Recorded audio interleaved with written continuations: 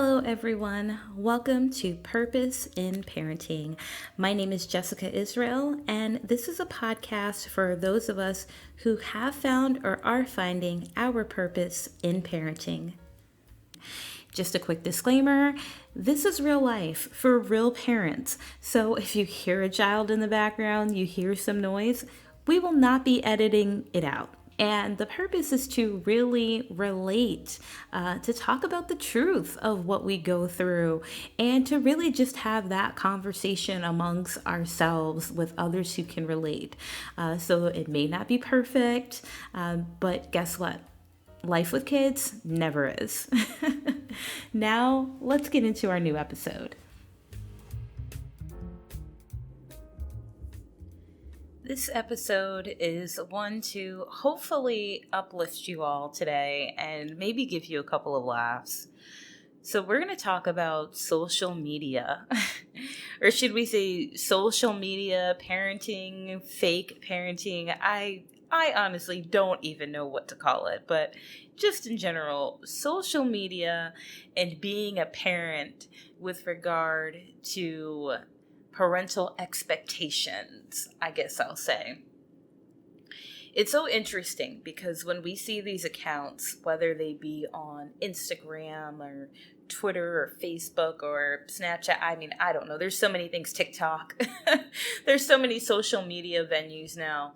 But when we see people posting these things, YouTube videos, they'll show their families, they'll do these vlogs, they'll post these pictures, and everything looks so beautiful, so put together. The kitchen is clean. The living room is decorated perfectly. The kids are all cleaned up and, seem to just, be perfectly well behaved. Let's use an example, the mother and the father too, but the mother usually looks, showered, hair brushed, not just brushed, but done, styled, nice outfit, drinking a smoothie, worked out that day. And it's really hilarious because if you go and you talk to other parents, really talk to them, or even just look at some of the parent message boards, that is not real life for most of us. And it's funny because, I guess we should know that when you're looking at these things, it's just a snapshot. That person taking that beautifully crafted photo, 5 minutes later, the baby had a blowout. One kid hit the other kid. Someone threw spaghetti. You stepped on a Lego. And it's just funny because, we see these things and we put so much pressure on ourselves. And one of the worst things that you can do, and I will say as a new parent and as an experienced parent, is look at these things and start to compare yourself. I've always said for years that the death of happiness lies in comparisons.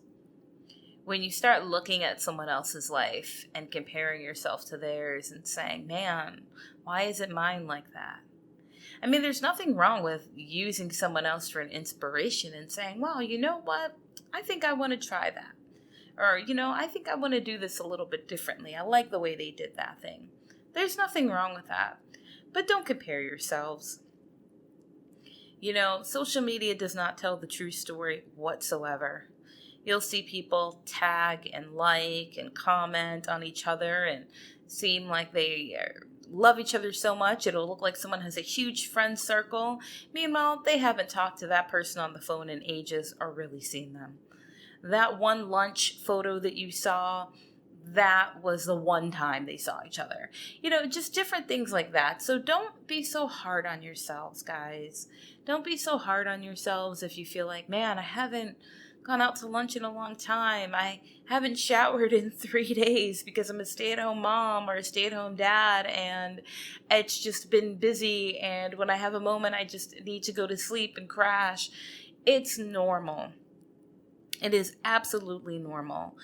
I wonder sometimes when I see these people, like on, let's say, for example, YouTube with a vlog, and, it looks like everything is just so crafted. And you're like, well, how did you manage to work out? How did you manage to shower? How did you manage to have this house look so clean and your laundry done and everything else? Well, there's always more behind the scenes. A lot of people have a lot of support and help that you may not see. And, if you're one of those people who has it, thank goodness, because it's hard, but then there's a lot of people who don't have it. So if you're one of those who don't have it, don't feel bad. I remember watching a video of someone and I was thinking, how is she able to just be out here in her garden and do all these other things and have this business and all this stuff? I'm like, that doesn't make sense. She has a toddler that she's home with. Where's the baby? Then I realized, all of her extended family lives within like 5 miles. And you've got the mom helping, the uncle helping, the dad helping, grandparents helping, all of this stuff. And that's great. But in no way, shape, or form can someone who doesn't have any of that compare their lives to that person. You can't say, well, man, I should be able to take all these vacations and I should be able to, have my hair styled. It took them 2 hours and they were able to do it. They found a way to fit it in their day. Yeah, well, they also may be completely crashed at the end. Maybe they only slept 3 hours. Maybe they're completely miserable. Just because they have a smile on their face, that doesn't mean they're happy. The most important thing is being happy with your family. This is purpose in parenting for a reason. We're talking about loving our families, being happy with our families. What makes you happy in your life? This is about doing parenting your way. This is about doing parenting in a way that you feel empowered, that you're happy, that you're able to spend time with your children, that you're able to soak in all of those moments. This is not about doing parenting like someone else.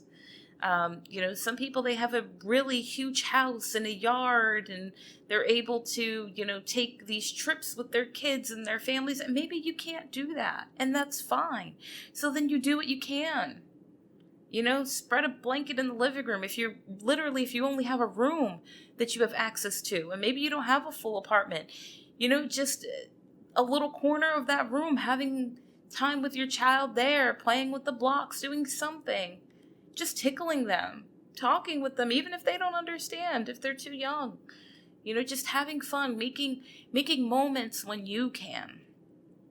Your moments don't have to look like everyone else's moments. That's really important. Don't try to make your moment someone else's moment. Make your own. Make your own memories, your own moments, for you and your family, for you and your kids. It's really important, guys. I hope you're getting a little bit of a giggle out of this because, I see the social media stuff and I remember at first I knew that, okay, it's not going to be like this. Social media is not real life. But then to the extent after becoming a parent, it really baffled me. I'm like, wait a second. Like, there's no way. Like, everyone who gets the perfect monthly photos for their child in the first year, you're not doing a full-fledged hour photo shoot with the baby and all this stuff. You're snapping that as quick as you can and moving on before they're rolling over, they're crying, they're throwing up, they're hungry, diaper change, especially when a baby's first born. Oh my gosh. And if you're breastfeeding, oh man, your free time is so limited. Then, like I said, if you're a parent, even if your kids are a bit older, if you're staying at home, if you can take a shower that day, call it an achievement because there's so much going on. Brings me back to that podcast episode that I did about homemaking versus being a stay-at-home parent. There's multiple jobs you do when you're at home. Multiple. Especially if you're homeschooling, if you're at home with your kids, you're taking care of the housework, taking care of the bills, whatever the case may be. There's a lot that goes into it. So don't just look at social media and think, oh man, why doesn't my life look like this? Why don't I have this? Because it's not real, guys. It really isn't. There is one YouTuber that I really appreciated in an episode. She specifically stated, this is my highlight reel. I'm not showing you my kids having tantrums. I'm not showing the breakdowns. I'm not showing, the bad parts. I'm just not doing it. And I respected her for that. She's like, I want my children to see these good times that we had. I want this to really be like a time capsule for them as well. And I was like, that's really awesome. That's a really good idea. But the fact that she said it, because she said, hey, don't create expectations off of what you see. You're not seeing everything. You really aren't. And I love that. And I think that's something we have to really keep in mind. And also a lot of times when people are doing this, the one video they show you, they'll post once a week. That's from a week of gathering footage for a 10, 15-minute video. So do you really think that whole week everything was perfect and everything went as planned? I remember I used to get down on myself about nap times. And I'm thinking, oh my gosh, everybody's kid has this perfect nap schedule. If you're at a park, okay, we're going home for nap time. You think everyone's just getting their kid down and they're falling right to sleep with no issues. That's not happening.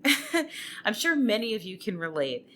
And maybe you'll realize you're not alone. If your kid doesn't take a nap that day or most days, or doesn't take it at a particular time, you're not doing anything wrong. This is real life, okay? And there are these expectations that we feel like we have to fit into because of things that we see and things that we're shown, and it's just not true. And it's not just social media either.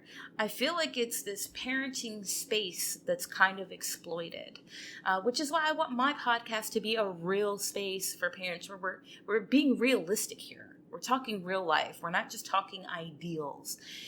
People will talk about sleep training and all of this stuff. Well, sleep training is not for everyone. Listen, if your kid's not going to bed at exactly 7 o'clock, that's fine. If your kid's not sleeping through the night, that's fine. You don't have to sleep train. If you feel like, hey, this feels unnatural to me to let my child cry for me, I'm not going to do that. That's fine. You don't have to. For those of you who want to sleep train and feel like I need to do this, then go ahead. There is no judgment there. But for the ones that don't, you don't have to, guys. Do not feel the pressure to do these things. Do not feel the pressure to have a perfect schedule. Do not feel the pressure to say, all right, my child is supposed to be in bed and sleep through the whole night, without any movement. Well, most of us don't sleep through the whole night, and we're adults. You get up to go to the bathroom or whatever the case may be. You look at the clock, you look at your phone. I mean, your baby, your child is a human. Let's not put unrealistic expectations on them either. And they're just kids. If you co-sleep with your kid, that is fine. There's safe ways to do it, and especially as they get older. And the reality is, most parents are doing it. I actually planned on doing a separate episode about that because I feel like it's that dirty little secret that no one talks about. That everyone acts like their child is just sleeping perfectly in the crib through the night and everything else. That's not happening in most homes. Now, for the ones that are, that's great for you guys. But the reality is, the majority of households, that's not happening.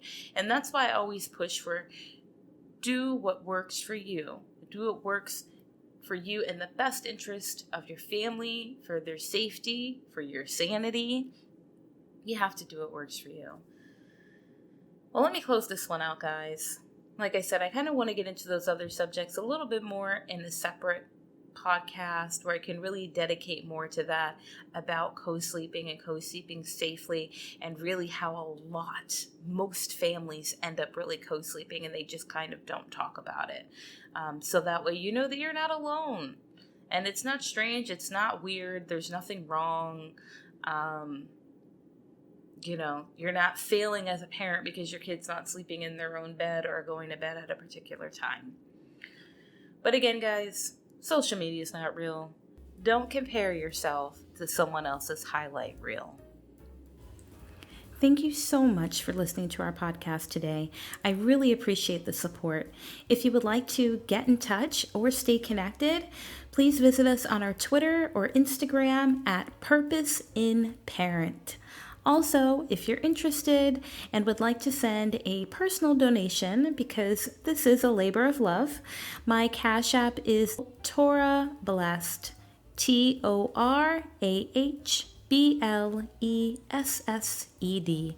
Thank you again so much for the support, guys, and I really look forward to chatting again next time.